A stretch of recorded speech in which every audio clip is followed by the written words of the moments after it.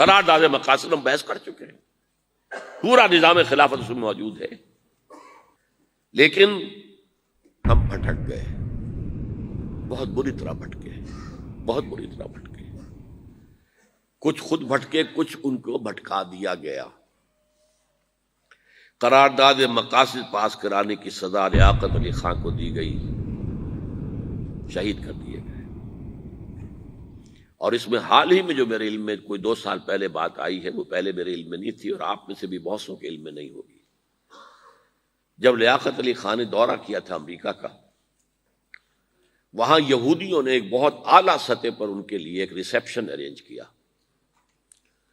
اور وہاں بڑے بڑے دولت مند جو یہودی تھے انہوں نے کہا اگر آپ اسرائیل کو تسلیم کر لیں تو ہم آپ کو یہ دیں گے اور یہ دیں گے اور یہ دیں گے اور یہ مدد کریں گے اور اس طرح سے آپ کے لیے سہولتیں پیدا کریں گے۔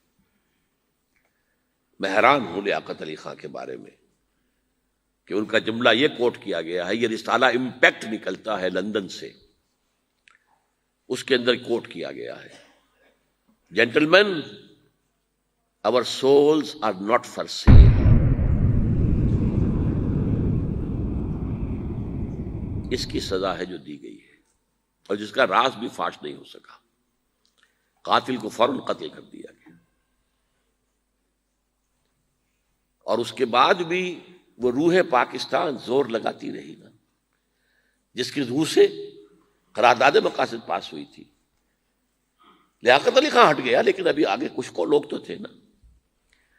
اور جب سن 56 کا دستور بن گیا چودھری محمد علی، اور اس میں اسلام دستوری طور پر اور آگے بڑھ گیا، تو اب کیا کیا؟ آپ کے کمانڈر ان چیف کو امریکہ بلایا گیا، پیٹھ پر ہاتھ پھیرا گیا، جیسے لیاقت علی کے ہاتھ پر پھیرنے کی کوشش کی گئی تھی،